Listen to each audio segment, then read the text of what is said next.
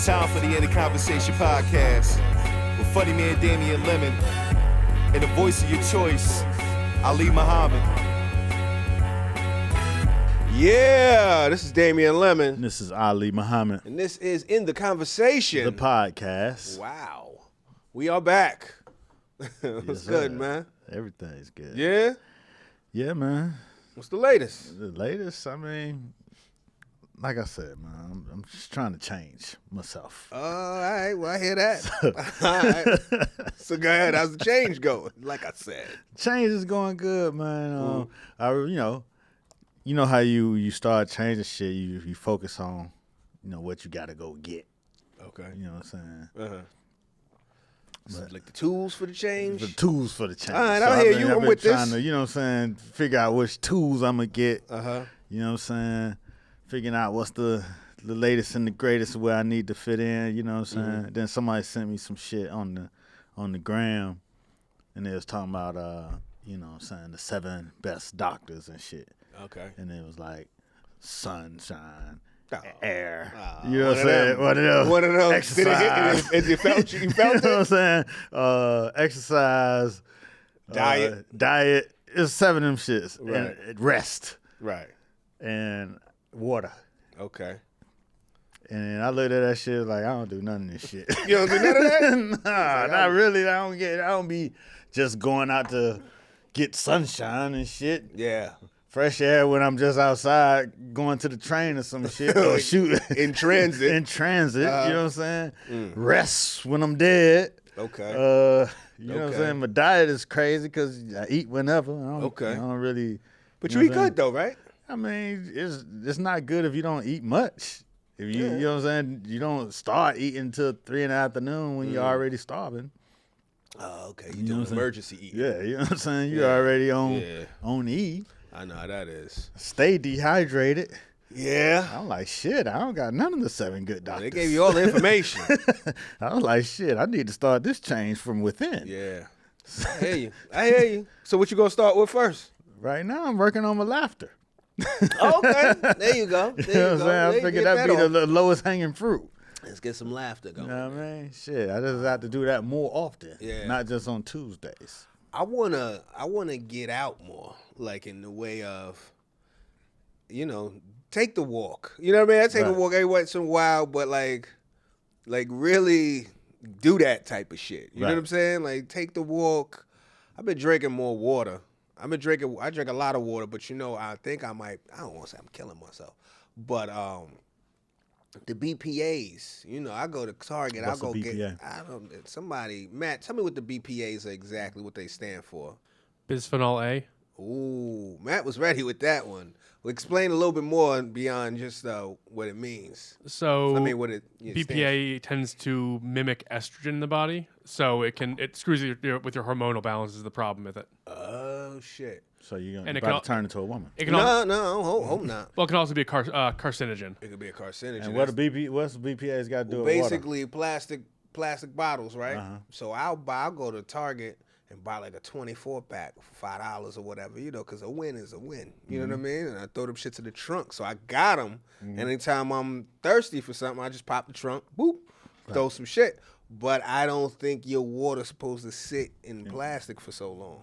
Right. So you might, But that's as close. So That and Brita. how you measure your BPAs? I don't even know. I just know I'm concerned with it. I haven't done the measurements. I'm just concerned. I'm one of them motherfuckers. I'll be concerned about some shit, but it's probably gonna have to kill me for me to really do more.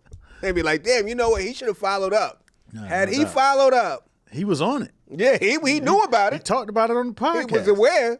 He made me look into it. You know what I'm saying? That's why I'm I alive. changed my life. Right. I stopped using plastic, and look at me. Look at that. I was drinking out of mason jar. You know what I'm saying? That's what they say you should do, pour shit in mason jars and just drive around with a bunch of mason jars like a fucking bootlegger.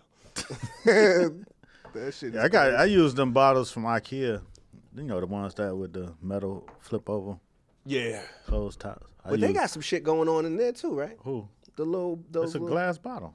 Oh, you talking about the little journeyman joints that you put like a glass bottle? It just sealed with the old school, you know what I'm saying, top. with a little cork top? Not a cork. It's a piece of plastic, but it's with some metal hinges, and locked down. Well, okay. Yeah, I think something going on with that too. No. I think so. You might want to look into that. Going man. on with what? Something with the BPAs in that as well. This shit got some BPAs. You don't even know what the BPAs I'm just is. saying, man. We should all be concerned. This is a PSA for BPAs. You just said put it in a glass bottle. Mm-hmm. I don't know what I'm talking about. But, yeah, I feel you on, getting out in the world, walking around a little bit. Yeah, just doing, purposely, you know what I'm saying, doing some of that shit. All this shit just be, like you say, in transit. Yeah.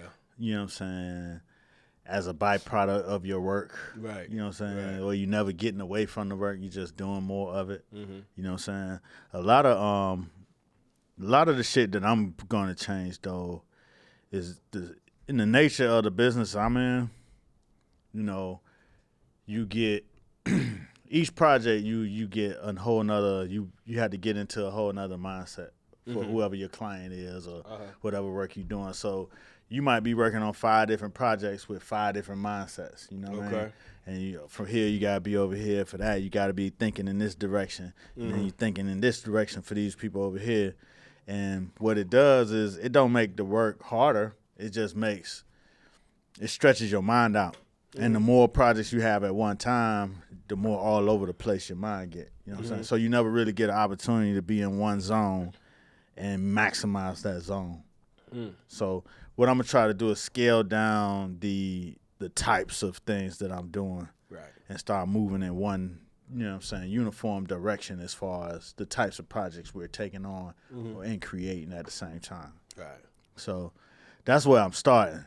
You know what I mean? So that's like if I could bring my mind in a controlled place and then,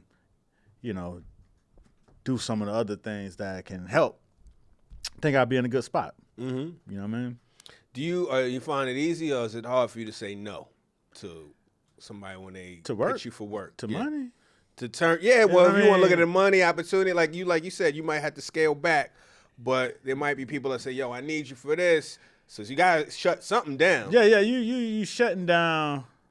You shutting down the things that's taking you off course. And once I decided it's not hard, it's just when you haven't decided. Like when you just going, it's just, all right, what's that? All right, that's on the schedule. We got time on the schedule. Yeah, okay, bet that's in there. Right. You know what I'm saying? You just be loading it up until you stacked up and you got 10, 12 of them stacked in there together. And it's like, this shit crazy. Yeah. It don't, you know what I'm saying? It's not hard work. It's just like, it just feel crazy because you all over the place. Right. But once you made the decision, like when I made the decision to say I'm not going to do a whole bunch of other shit, I was just going to focus on video. It wasn't hard. You know what I'm saying? You just shut the shit down. And then, after a while, your phone stopped ringing in that direction. Like, that's the goal. Like, you know what I'm saying? The way your phone ring is usually where you be going. You know what I'm saying? If you're going in one way, your phone start ringing in one way. Yeah, you know what I'm saying? If you play it out, your phone stop ringing altogether. So you got to do something else. Yeah. You know what I'm saying? Yeah. So, once I decided, it was like I was just doing a bunch of different shit because I came from sales, right? And I knew how to do the sponsor thing.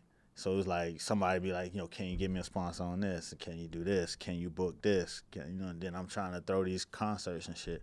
So I was just doing a bunch of different shit for a bunch of different people.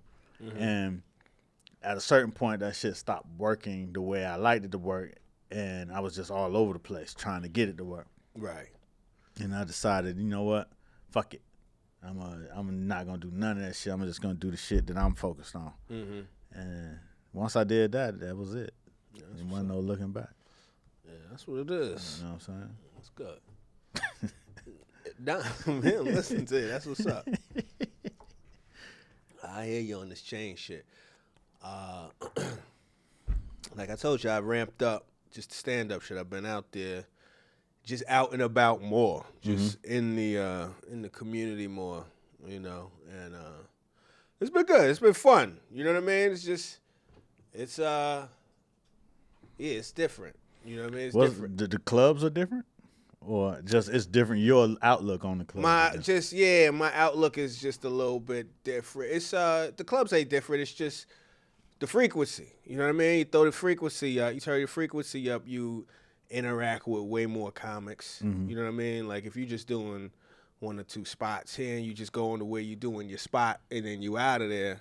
You only see who's on the line up there. You know what I mean? So then, like, I'm on some mind. I'm gonna do a spot here. Then, there's something going on over there. We're gonna go over to this club. We're gonna do this. I was just about to leave, and then I'm like, well, let me go over here. Like last night, I was at I went to the Fat Black Pussycat it was a new material Monday. So we went out there, new jokes, went chilled at that, and then I was like, because that was my whole thing. Let me go out there. Let me do the new joke situation. And typically I'd be like, all right, well, let me get back to the crib. You know what I'm saying? But I was like, no, fuck it. Let me go over here to the cellar, see what's cracking over at the cellar. And that turned into a whole nother thing.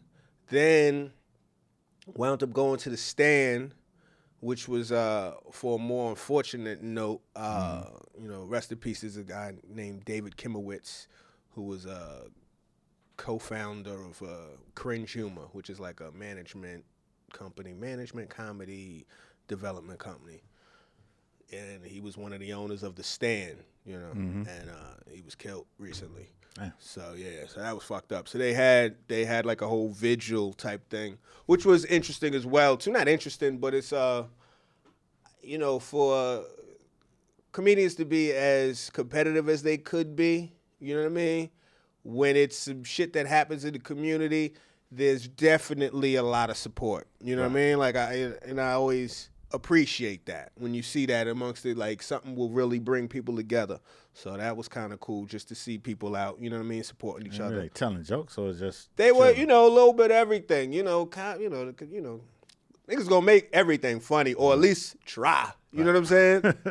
And that's kind of how you deal with a lot of it. So it was basically stage was open, and it's super unfortunate because this is the brand new stand. They just worked on this brand new stand. This I think we talked about last week. Right. So they remodeled it. Yeah, it's a whole new location. This is a whole new location. Whole new location, whole different.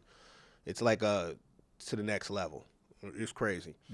But anyway, so everybody, people got up on stage and said some words, told stories, that type of thing. So that was cool. But just playing it by ear more. You know what I mean? Like just being in the mix and also just programming the day. Like I got a whiteboard. You know what I'm saying? I would have got the whiteboard. Whiteboard gives you so much potential. I would have copped a whiteboard. And, I thought you said I got a whiteboard. I was like, my little white boy assistant. Like, what the fuck? Nah. I got a whiteboard. And it's fucked up because the shit, niggas, it was like a crease in my shit. Somehow the shit got bent in the shipping. So I hit Amazon like, yo, y'all, they don't even return it, but they gave me my money back. So now I got a little bent whiteboard. I might cop another one. Because I want my whiteboard to be pristine, you know what I mean? I don't want to potential to lay out real smooth. I want my vision to be distorted, but shit, I might take this free bent whiteboard for right now. We're gonna see how these plans. So what you putting on there? You putting new projects? You putting ideas? You putting dates? I'm doing all of that. I don't even know how to format that shit right now. I'm trying to get an idea how you formatting your whiteboard. I'm doing it by feel, right? So I got, company name, just to, set it off. I got a maxim, you know what I'm saying? Whatever I'm feeling at them. It's very whiteboard set, specific. I don't know. I'll put my maxim out there. Put your little maxim out there. Then you got a couple items, some to-do items at this point. You know what I mean? Okay, like some goals I got. Some goals. But I'm going to put some goals on there. I think what I'm also trying to do is you can measure shit too. Like, you know what I mean? Like, there's certain things you're doing and you just track it a little bit. You know what I mean? And so we'll see. At this point, it's still sparse, but like, it's, it just went up yesterday. No doubt. So we out here. Incremental. That's how I was talking to my man Duke. Shout out to Duke. Because to your point of trying to change shit, like particularly I want to change the way I eat, right? I'm trying not to eat like a slave voluntarily. You know what I'm saying? Like I so I'm trying to eat better shit, a little more vegetables and shit like that. You can't just all the way go, but incrementally try to, just how you add more green to the plate or whatever. So, just incremental shit. But as long as it's being done it's being done. It's a little better than it was yesterday. Right. So that's all you could do. That's all you could do. You know, put one foot in front of the other, keep going. You know what I'm saying? Yeah. How is being out more affecting your craft right as of now? I think it's I think probably the most immediate thing is, you know, it tones the overthinking down. You know, when the frequency is there, then it's just spots. You know what I mean? It's just shows to show. Like if you're doing 3 shows in the night and one of them the joke don't land how you want it to land, you got 2 other opportunities to get that out your head or to try it again. So you're not just sitting there like, damn, you know, I wish, you know what I'm saying? Or, you know, so there's that. Like I said, there's more interaction. I was talking to my man Will Sylvance. He's another comic. And one of the things that he likes to do, like I was at the Cellar the other night, and I'm getting off stage, and he's hosting. Will's one of them cats. It's a very, like, Will's, like, that's one of his things. But it happens a lot at the Cellar, you'll see it. But, like, he'll talk to you when you off. You know what I mean? Like, you just got off stage, and you and your, all right, back, good night, you know, I'm done, I'm off. You know what I'm saying? I'm walking to get the fuck out of there. We'll be like, yo, so D, what's the deal with the da-da-da-da-da-da-da? Like a little talk back. Right. And, you know, you got to be open to it. Sometimes you just be so ready to get the fuck out. Mic, you just, I mean, it ain't the biggest room. You just yell it back. Just yell it back. But that creates its own little dynamic, right? So I guess I was rushing a little bit. I wasn't even rushing. It was a comedian after me, Adrienne Appalucci. She was going on. That's a good friend. So I was chopping it up with her real quick, and he was asking me questions. So I was in the midst of 2 things. Right. And then she was going on. So, but anyway, we're talking about it later. And just that, he was like, you know, he was like, the more you want, you know, we was talking about finding your voice and, you know, and he was like, you know, your voice is who you are on stage. I mean, who you are off stage with just more jokes. You know what I'm saying? So, like, you know, you don't have to turn everything off. Not that you got to be on, but when you get off stage and you still having conversations with obviously a bunch of comics and other funny people, you still exercising, you know, thinking funny or taking a take or arguing a point or, you know what I mean? Just challenging conversation. You know what I'm saying? You just put yourself, you know, in the society of people. You know what I'm saying? So there that go. Yeah. Word up. You ran into Eddie. You seen Eddie working his jokes yet? I ain't seen Eddie yet. Nah. But I'm hearing from the streets. The streets is like, Eddie, he did just take that 100. Take the 100. Like, the people are like, I'm with you. You know what I'm saying? Nah, fuck that. Go for the full hundo. That's 70. That's attractive. But this is Eddie. Give me that hundo. Give me that hundo. I thought you saying the streets was saying he was out there getting it in. No, not yet. But I mean, I'm sure once it happened, you'll hear about it. It's going to be on the wire. People going to be talking about that shit. That's going to be a moment if it happens. No doubt. Oh, man. What else good? Yeah, man. You said what else is good? Yeah. I said what else is good, man? You see they got that everybody posting their top 50 MCs. Yeah, I saw that. Well, I saw that the list. I saw the initial list. Who made that first one? I don't know, but you know, some people saying Joe Budden made it because it puts him in the conversation, which is exactly what you want. He tweeted, he was like, look, I ain't make that list, but I'm not about to argue against it. Right. Which I'm not mad at that. And it's you know, it goes back to, we always talk about that, goes back to, you know, being in that conversation, right? Like back the whole Jay-Z shit. Who's the best MCs? Biggie, Jay-Z, and Nas. Right. Jay-Z put himself in that shit, right? So now there's a lot of people try to dismiss Joe like he's not a dope rapper. I mean, top 3, that's debatable, but that's what lists are for. Well, that's what the list is. That's this the list had him in top 3. I think it had Jay-Z. Yeah, look at Matt. It was Matt over here. Matt on the beat. Matt was like, yeah. I think it said Jay, Nas, Joe Budden, and then whomever. And you know, so it's a lot of people like, oh, get the fuck out of here. But that's a good troll. It's a good troll, but it's like one of them trolls that make you hopefully go back to the catalog. And any stream is a good stream, right? Yeah, no doubt.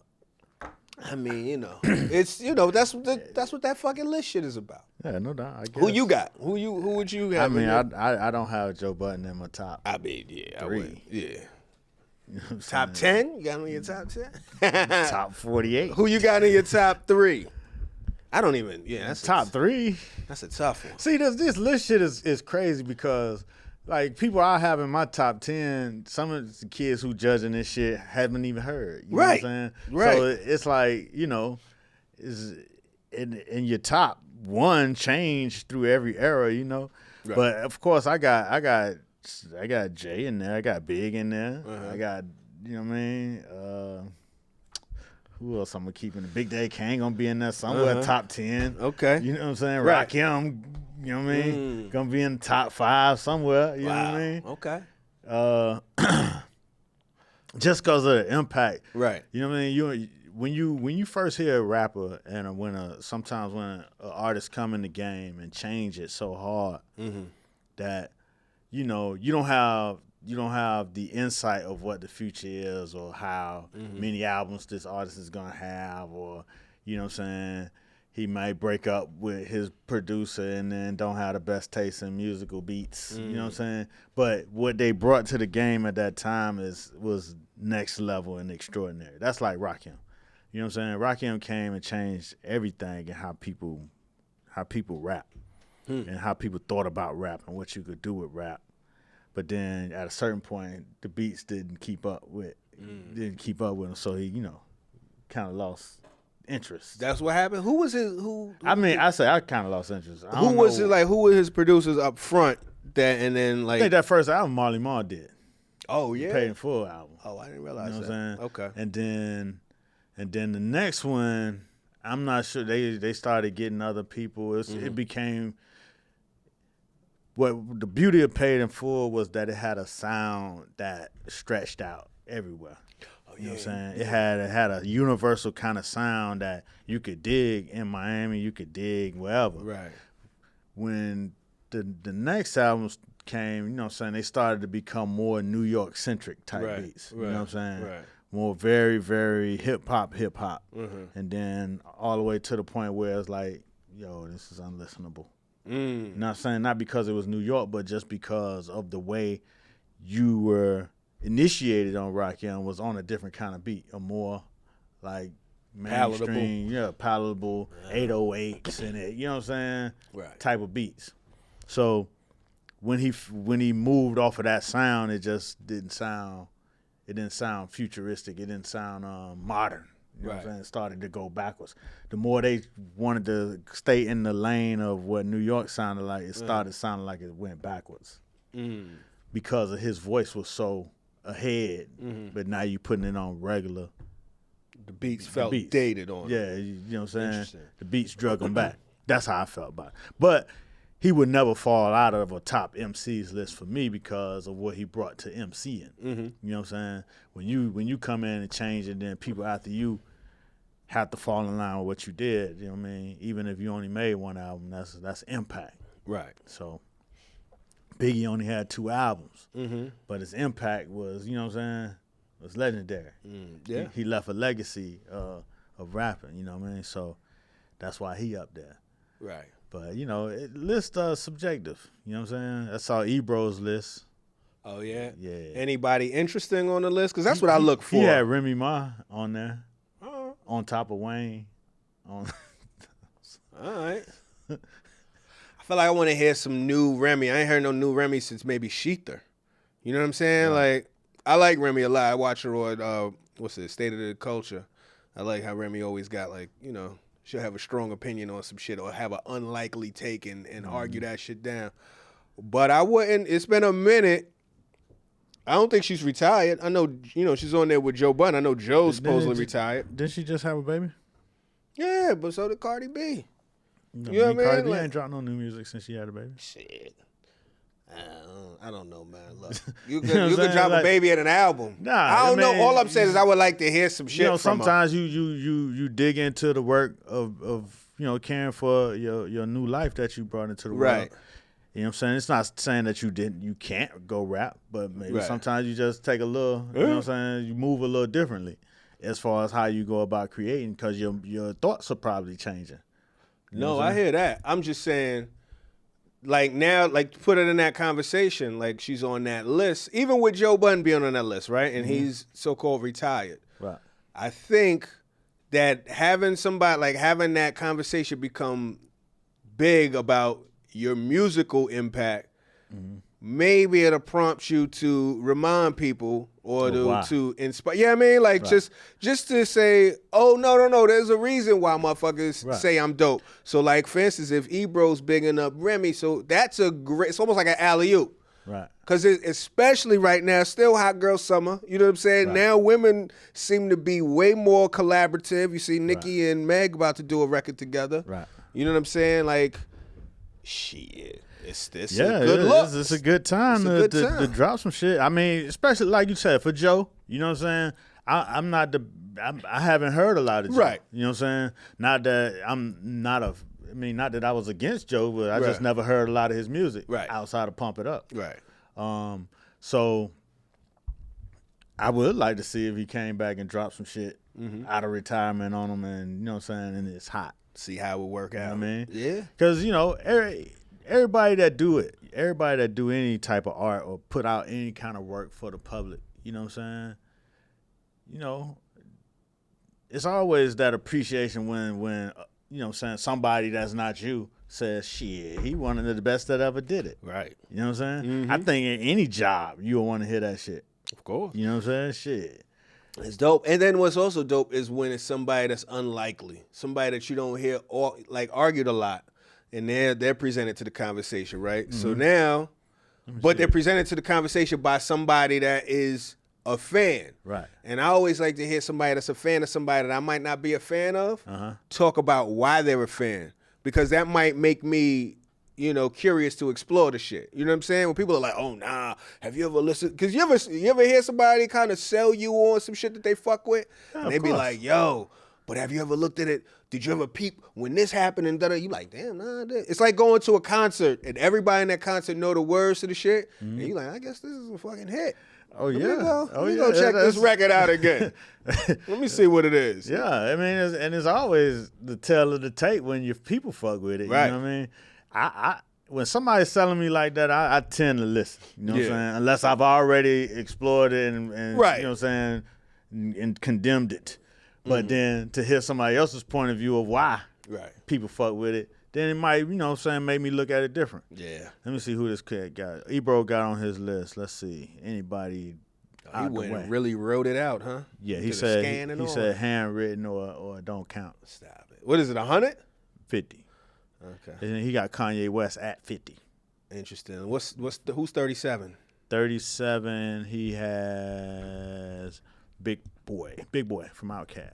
All right. Who's at 23? 23, Jordan number is Fab. That's a good look. All right. That's right where Fab's supposed to be. With a jersey. You know what I'm saying? With a jersey on. That's probably where I would have Fab, somewhere right there. Solidly in the middle of that shit. Okay. It's so many fucking rappers. Fab is a beast. It's so many motherfucking rappers. Who's 17? 17, Big L. Somebody had Big L in their top 10, I think. No, somebody had Big L high, and I was like, damn, I don't know if I've heard enough Big L. He one of those that kind of, you know, cut short. You know, he had a big wave though. He had a wave. It was palpable. It was like, but it was cut short, like right when it was, you know what I mean? Like it looked like he was about to be super. Like all the way on. Yeah. So he got Remy at 31. Okay. T.I. at 32. Okay, interesting. Cam at 33. Wow. Lil Wayne at 35. Snoop Dogg at 36. Ice Cube at 39. That's way too low. Yeah, I mean, sheesh. Who he got number? What's his 1 through 5? Let me hear Ebro 1 Jay-Z, Big, Nas, Dre 3000, KRS-One. Interesting. Kendrick, J. Cole, Tupac, Rakim, Eminem. All right. That's his top 10. All right. Prodigy, Raekwon, Ghost.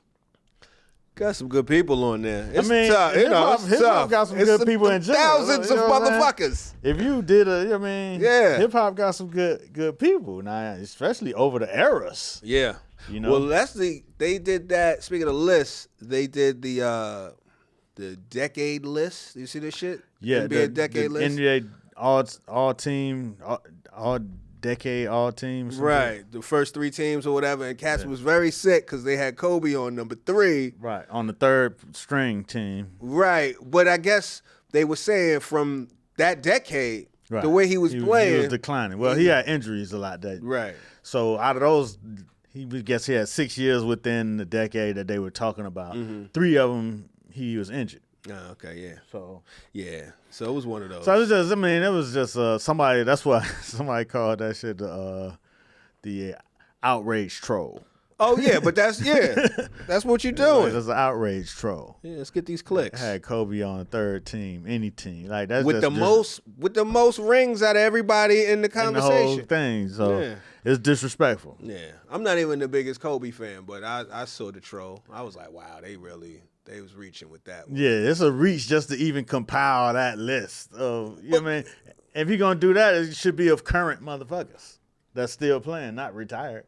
Right. Okay. Or if you're going to keep it to this decade, then let the stats be for that decade. Don't do the cumulative stats when you're doing because there was a video that went with it, right?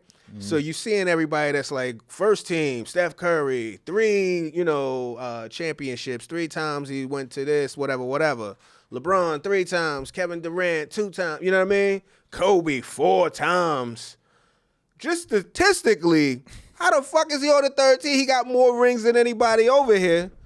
So if you want to make it decade-based, then make them stats a little bit more decade-based, but that, right. That would make too much sense. And it won't drive people crazy. I don't even give a fuck. You don't give a fuck? Nah, I really don't, but you know. What you give a fuck about? I don't know. We just China. Yeah, man. What am I fucking with right now? Rest in peace, Toni Morrison, huh? No doubt. Something. I never really read a whole Toni Morrison book, but I know, obviously she's impactful. Yeah. It was one of those, like, I always aspired to get through. You know what I mean? Like, certain people's in the canon. In intellectual. Yeah. But I fuck with Beloved for whatever reason. You read it or you saw the movie? I saw the movie. Okay. But go ahead. But I after I saw the movie, I didn't read the whole book, but I did go back and try to, you know what I'm saying, get an idea of what the fuck was going on, you know what I'm saying? That shit was some deep shit. They say all her shit, it play on mad different levels. Right. Even like when you read it, it's like it's like a lot of, double entendre, triple entendre, on some Jay-Z shit. And that's why so many people love her, but then that's why so many people kind of, couldn't get hip to it. Couldn't fuck with it. It was too dense. Right. But, I like a good density. You know what I'm saying? A challenge. Yeah. A challenge. I like that because she was always about that shit. She was like, I'm not dumbing shit down. You know what I mean? If you fuck with it or not, if it's not for you, it's not for you. Some shit ain't for you. Right. Stupid motherfucker. You dummy. You know what I mean? You big dummy. Yeah. Oh, man. Yeah, but, she left a lot of work for people to catch up on. You know what I'm saying? The good thing about that type of work, it don't play out. You can go back and revisit it. Yeah. Through the ages. Yeah. Shit. What else is going on with you? Shit, I'm out here, man, parenting and shit. Yeah? Yeah. What's that? What's going on? Summertime. It's summertime, which means just a lot more FaceTime with the kids and shit. So, me and my daughter had a little dance off, a little back and forth. What was that? What was that old shit? It was like a little parenting situation where I had to punish my daughter. Oh man, you know what I'm saying? Which like I said, I can't beat her. You know what I'm saying? Like, you know what I mean? Not even that wasn't my style anyway. Okay. But you know what I'm saying? Yeah. It's like, but when they get, you know what I'm saying, mad, when they need that when in the 80s, it would have sure enough been an ass. Some fixing. You know what I'm saying? Yeah. Sure enough been some belts. So what's switches. What's the equivalent when it was, because that's out the window. So now, how do you give that same level of intensity in a more legal fashion or more less slave-like? Jedi mind trick with the words, and then you make a theatrical display of taking the phone. You know what I'm saying? You give me this phone. You know what I'm saying? And you walk off with it like you ain't never getting it back. Right. You know what I'm saying? You gotta sell that shit. You gotta sell it, and then so you get that same look and that same whimper from when you got your ass whooped. Right. But you know what I'm saying? You ain't have to lay no hands. That's crazy. So now it's been a few days. So it's I'm on my best behavior. Can I get that phone back now? I don't feel like you learned the lesson. So how will she be able to express that she's learned her lesson? Like, is it more like a recapping the lesson, or is it just about the behavior? Nah. It's just the time. You gotta let some shit you gotta let it settle in. You know what I'm saying? It ain't about what you could do to fix it, because life ain't like that. You know what I mean? Sometimes you do some shit that people will forgive you for, but they ain't gonna forget. So you need to let this settle in so you don't forget. You know what I mean? Because if I gave right back after 2 days, then it wouldn't mean nothing. Yeah, you forgot. Okay. This time gotta be one of them times you gotta live without it through some crucial, social media chatter. Some moments. Some moments with your cousins is out living summer and going back to school with they back to school fits, and you ain't. Oh, you doing it all the way through. You going for the whole summer? Well, no, but the cousins in Atlanta went back to school Monday. So they missing that. So she missing all of it, you know what I'm saying? The back to school fits and all that, you know what I mean? Let all that settle in. You know what I'm saying? Feel all that. Yeah. Remember that week in summer 2019 that you missed all the shit, but didn't miss nothing. Hilarious. But, I guess that's that's all I could come up with in the moment without losing my control. Yeah. Well, that's cool. You know what I'm saying? That's cool. Like I said, you can't do that. That shuts a lot of shit down. We ain't got no phone. You ever look at your little metrics of how often you pick up your phone, how often you've been on the screen time shit? You don't ever check it out? Nah. That should have, yeah, it's sobering. Wow. I'm like, damn. Because you can realize how much, well, maybe not you, but you can realize how much you bullshit on your phone. Like how many hours you looking at the gram, how many hours you on some bullshit Twitter, scrolling. I seen you on the Twitters. Back to the I mean, I read some responses. Okay, yeah, it came out. I haven't tweeted. I've responded. I responded to some Twitters, some tweets. I guess it was such a moment because your Twitter sometime will. You said such a. No, the shit will Mr. bring Muhammad on. They'll be like, yo, that's the new shit. Such and such has been quiet. They're back.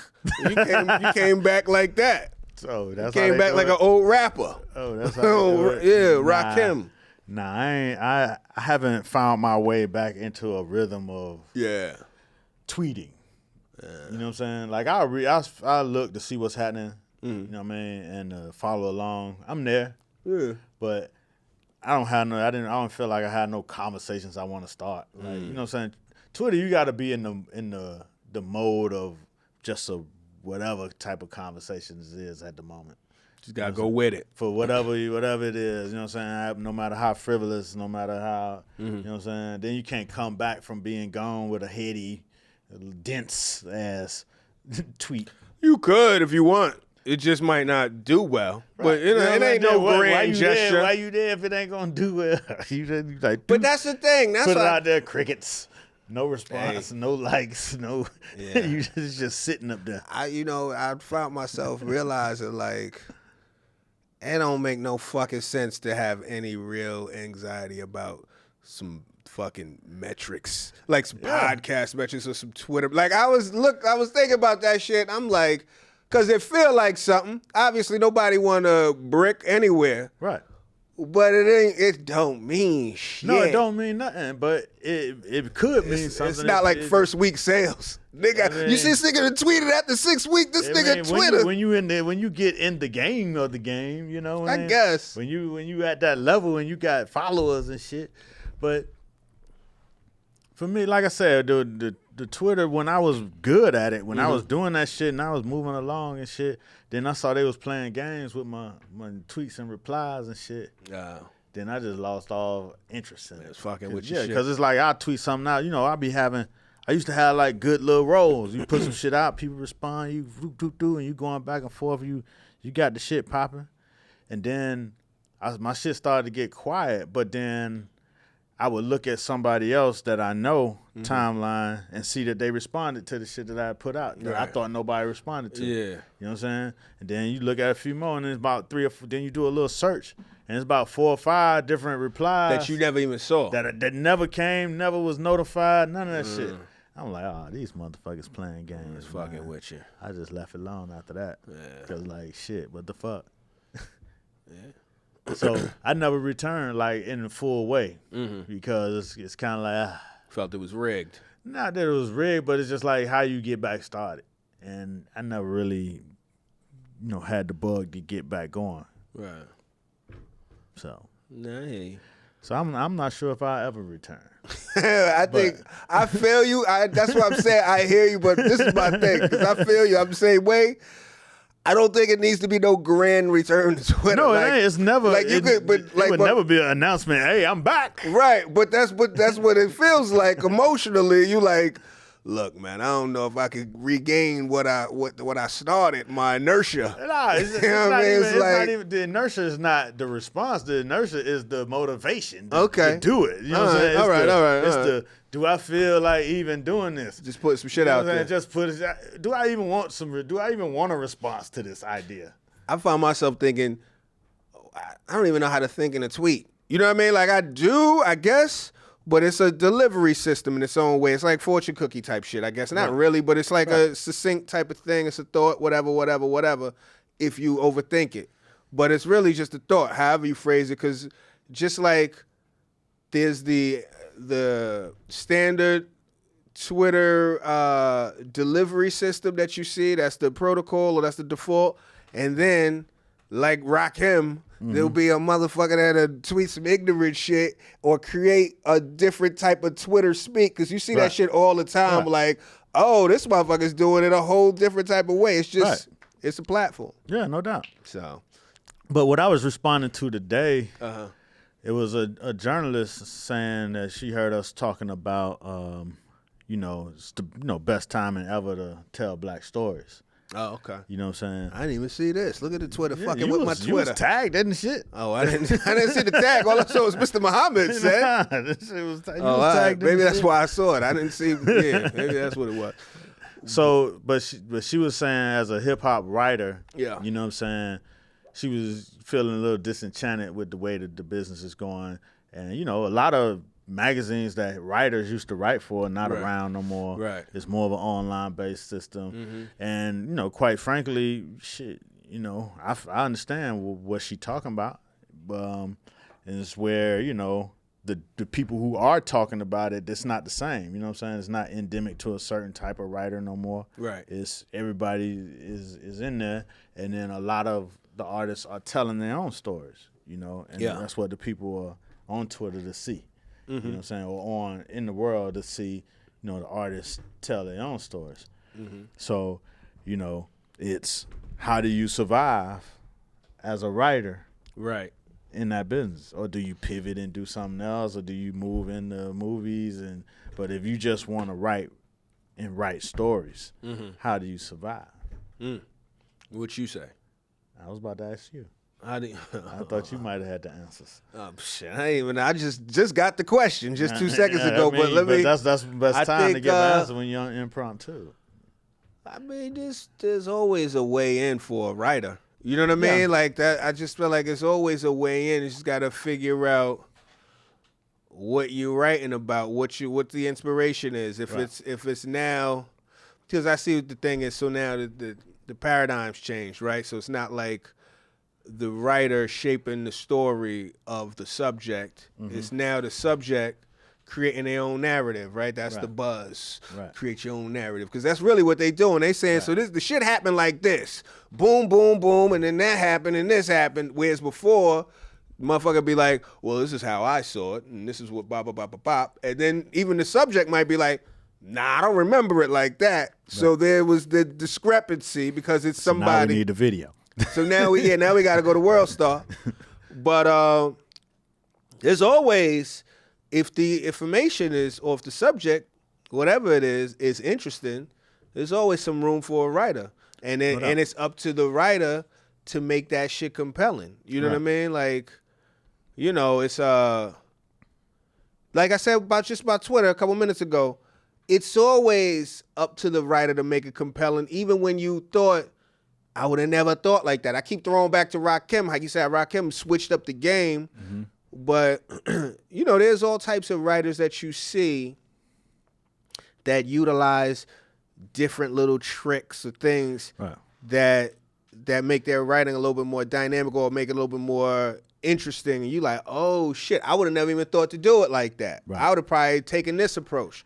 So I think it comes down to being clever and how you approach the subject. I think, you know what I'm saying, in anything, wherever you writing and how you writing, you know what I'm saying, right now, information is coming out at the speed of whatever. You know what I'm saying? It's information overload. Right. So I think in times like this where there are less platforms to write for, that's going to pay you to say, hey, go write for this person, go write about this, or go write about that. Right. We want you to write this story. It's time to kind of identify, you know what I'm saying, what stories you like to write. You know what I mean? Which ones? Which hip-hop stories? Which, you know what I'm saying, music stories do you want to write about? Always wanted to write about, which, you know what I mean, and how you want to write about them. I think now is a time where you can, you know, create a voice where people understand, oh, that's that writer's voice. Right. And if I want that take, I'm going to go to them for it. Right. You know what I mean? Yeah. And it will take time, but if you build enough people to trust your voice and want to hear your voice, then you will get paid to do it your way, how you want to do it. Right. Just like, you know what I'm saying, in a time where when it was the Source, XXL, Vibe, you know what I mean, all the big hip-hop books, right? Then you had the South coming up, who was getting no love in the big New York media magazines. Right. You know what I mean? And then you had somebody like Julia Beverly, who was a hip-hop photographer, taking pictures at concerts around the South. And then she was like, well, shit, I'm going to put out this little magazine. Right. You know what I'm saying? And start writing my own little stories about the artists that I'm around. And that shit became more powerful because the game started changing. You know what I'm saying? Where the South started selling more records and becoming more influential, and the big magazines weren't in on it. You know what I'm saying? But Ozone magazine was the voice of those artists. You know what I'm saying? That was the first magazines that they were on the cover of. And, you know what I'm saying? They felt more of an allegiance to that magazine because it was the one that gave them the shot in the beginning. Right. You know what I'm saying? For the you know, Plies of the worlds and the Rick Rosses and the, you know what I'm saying? All the down south T.I.s and the David Banners and all them who was getting no love in the New York magazine. It was so bad that Lil Jon was the biggest producer of, you know what I'm saying, of over like 2-3 years. He was like the biggest producer in the game with numerous hits on the radio at the same time.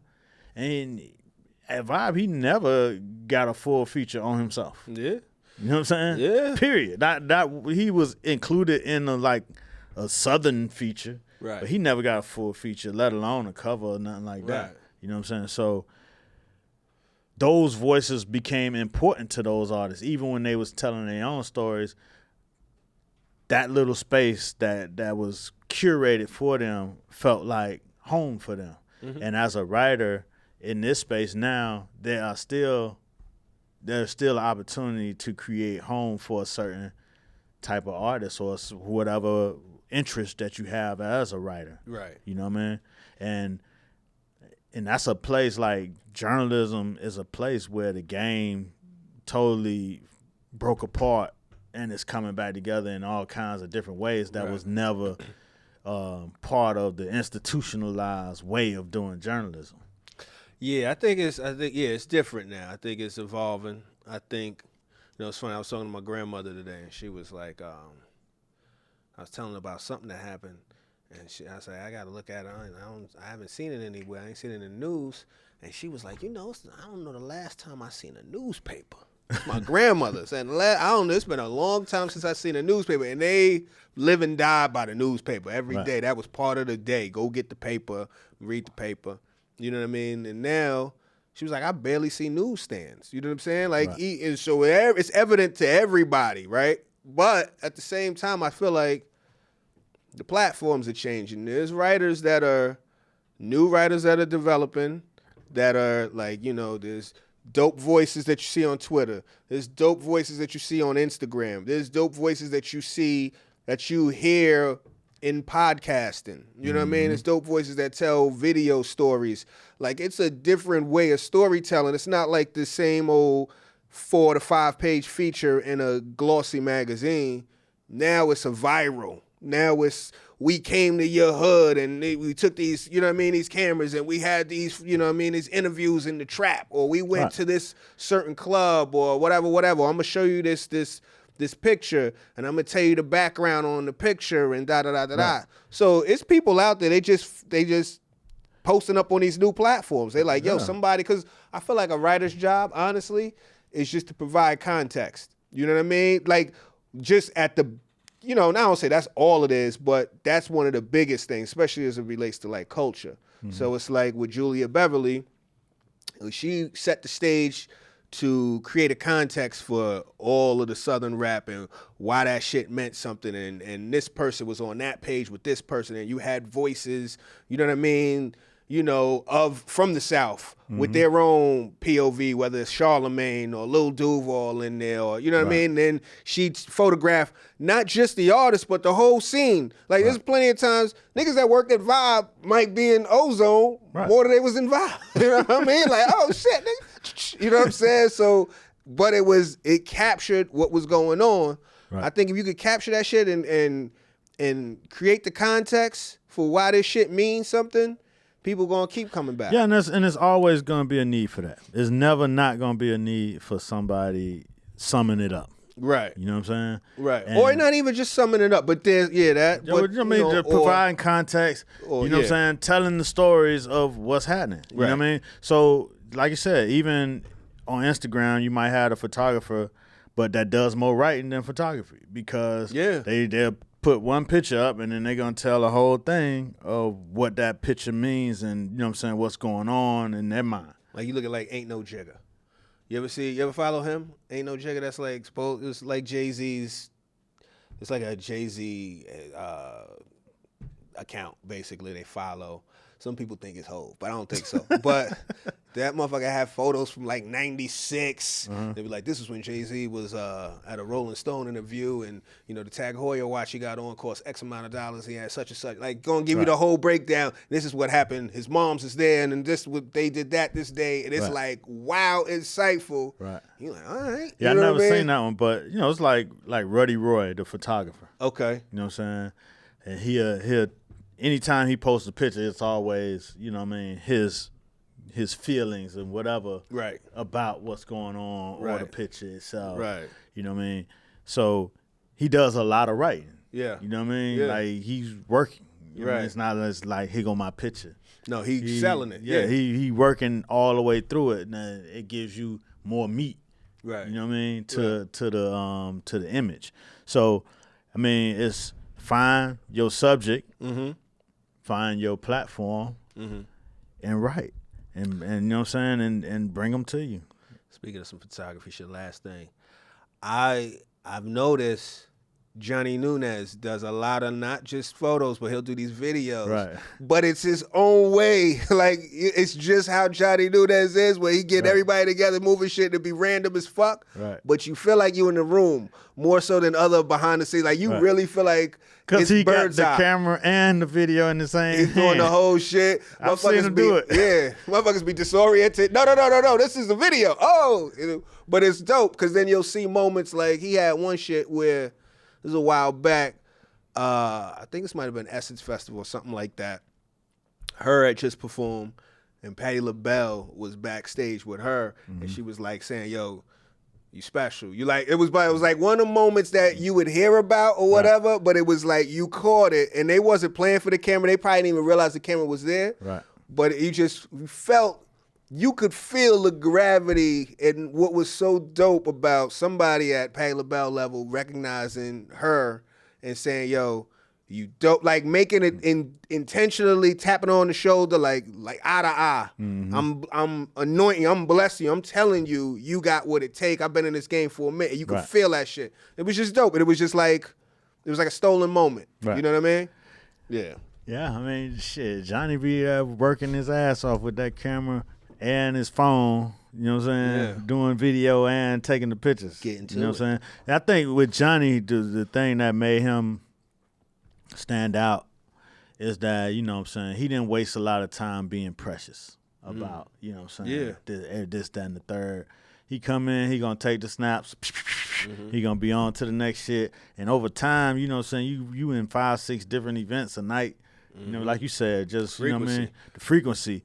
And then, you know, next thing you know, you here, you there, you're on the plane with Hov, and you know what I mean? It's like, shit, after a while, your catalog gonna speak for itself. It's crazy. You know what I'm saying? So it don't have to be precious. It just had to capture that moment. You know what I mean? Just like you said, he captured that moment. Now, when you see the image, that backstory is already captured. Yeah. You know what I'm saying? Yeah. So that adds value in itself. Yeah. You know? Yeah, that's dope. Heard that. Where you gonna be this week? This week I'll be here. Yeah? Yeah, I'll be on the ground at Mr. Muhammad. Okay. I'll be somewhere lurking on Twitter. Okay. At Mr. Muhammad. Lurking? I'll be reading. I'll be reading and responding. All right. You know what I'm saying? I ain't set off no conversations, but I'll be reading and responding. I dig it. I hear you. You know what I'm saying? Yeah. Yo. Holla at me. Oh, I'm seeing everything that we just talked about. I got to read up on this. Yeah, I'm at Eastville Comedy Club this entire weekend, Thursday, Friday, Saturday, and Sunday. Come through, check me there. If I'm anywhere else, I'll update it, social media somewhere. Oh, real quick, did you see your Black Lady sketch show on HBO? I did. That shit was funny. I liked it. Yeah. So, yeah, shout out to Robin Thede, Issa Rae. That shit was fire. That shit was funny. I liked it. It was pretty good. I'm excited for more of them shits. And until then, tell a friend to tell a friend. And even the enemy. To get in the conversation. Yeah. We are out. And